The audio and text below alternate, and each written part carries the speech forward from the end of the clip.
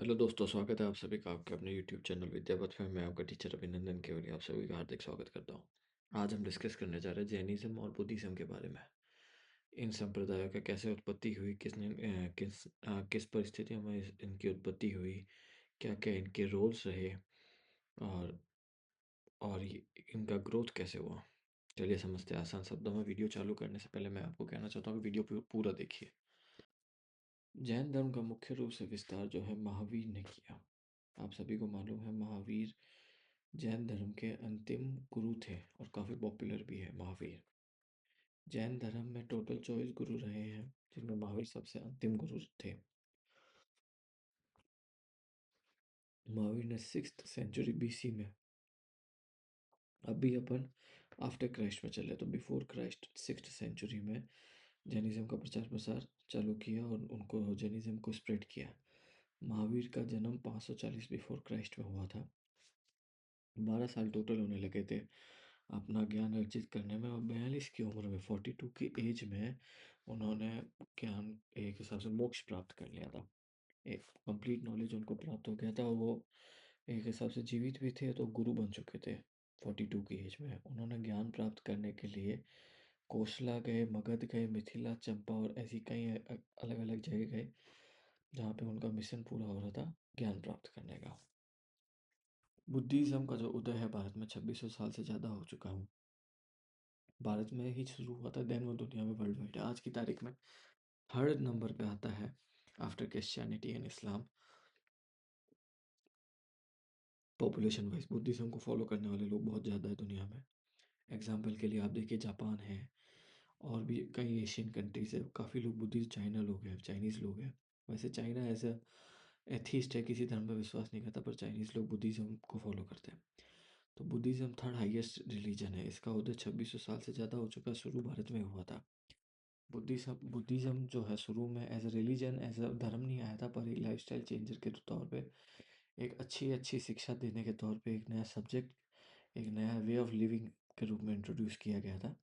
Then वो धीरे धीरे करके धर्म में तब्दील हो चुका था, हो गया। बुद्धिज़्म के जो फाउंडर थे सिद्धार्थ गौतम बुद्ध, जिन्हें मोस्टली लोग गौतम बुद्ध के नाम से जानते हैं, पर उनका पूरा पुराना नाम सिद्धार्थ था। सिद्धार्थ ही उसके फाउंडिंग फादर थे, जिनका जन्म 563 बीसीई में हुआ था। सिद्धार्थ जो है शाक्य क्लैन के मेंबर थे, जो कि कपिल वस्तु लुम्बिनी में थे। ठीक है, इंडिया नेपाल बॉर्डर में। गौतम बुद्धा ने 29 की एज में घर त्याग किया। सेल्फ डिसिप्लिन और ज्ञान की चेष्टा में अपना घर त्यागा। पूरा राजपाट राजकीय जीवन को त्याग के जंगलों में चले गए। बोधि में उन्हें पीपल के पेड़ के नीचे बैठ के लगातार 49 दिन तक उन्होंने मेडिटेशन किया, जिसके बाद उन्हें एनलाइटनमेंट हुआ कि क्या क्या है पूरा ज्ञान। उनको संपूर्ण ज्ञान प्राप्त हो गया, मोक्ष की तरफ बढ़ गया वो गौतम बुद्धा। रीज़न क्या क्या रहे जैनिज्म बुद्धिज्म के राइज के पीछे, तो वो है कि वैदिक सिस्टम में है, वैदिक रिलीजन में है, कास्ट सिस्टम को इंट्रोड्यूस किया गया था, जो कि बुद्धिज्म और जैनिज्म का, आपको मालूम है कास्ट सिस्टम में कितना ज़्यादा भेदभाव होता था, आज भी होता है। तो पूरा का पूरा वैदिक रिलीजन पे बेस्ड है वो कास्ट सिस्टम, जिसमें स्वर्ण, क्षत्रिय और शूद्र ये सब आते हैं, 4 कैटेगरीज आती है। इन्होंने जो है एक पॉपुलर होते हुए एक नया जो मिडिल क्लास, एक नया मर्चेंट क्लास, बिजनेसमैन लोग, उनको अट्रैक्ट किया कि आप नॉन वायलेंस की तरफ बढ़े और एक साफ सुथरा रास्ते को अडॉप्ट करें, जिसी से ही उनकी उन्नति हो सकती है।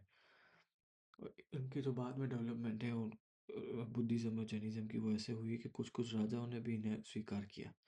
ऐसे बुद्धिस्ट राजा वो बने, वैसे जैनिस राजा वो बने।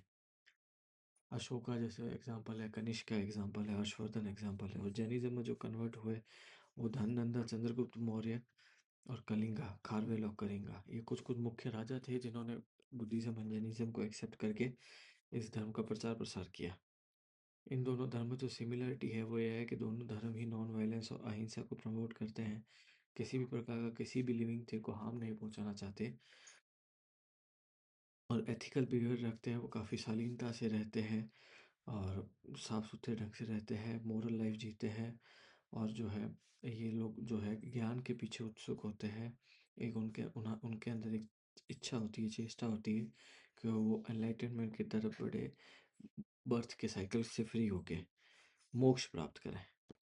जो मेन डिफरेंस है जैनिज़्म बुद्धिज़्म का वो है सोशल हायरार्की में। बुद्धिज़्म के जो स्तूपा है, बुद्धिज़्म के जो रिलीजियस प्लेसेस हैं, उनमें इगैलिटेरियन अप्रोच है, सभी लोग इक्वालिटी के साथ ट्रीट होते हैं। जबकि जो जैनिज़्म के जो मोनास्टिक है, जो मोनेस्ट्रीज़ हैं, वहाँ पे हायरार्की चलती है, गुरु सबसे बड़ा है और चेले उसके चेले हैं। उसके बाद में नॉन वायलेंस जो है, वो जैनिज़्म में नॉन वायलेंस को एक आप कह सकते हैं जनरल टर्म्स में कहें तो कट्टरता के साथ फॉलो किया जाता है कि कोई भी लिविंग बीइंग हार्म नहीं होना चाहिए। मास्क तक पहनते हैं वो लोग, चाइनीज लोग। जबकि बुद्धिस्ट जो है वो नॉन वायलेंस जो है वो टुवर्ड्स हाई क्रिएचर्स ही फॉलो करते हैं कि कोई इंसान ना हर्ट हो या कोई मेन जानवर ना हर्ट हो। जबकि जैनिज्म में वो छोटे से छोटे कीड़े का भी ध्यान रखते हैं कि वो भी ना हर्ट हो। धन्यवाद। अगर आपको वीडियो अच्छा लगा तो लाइक करें, शेयर करें, सब्सक्राइब करें। मिलते हैं अगले वीडियो में।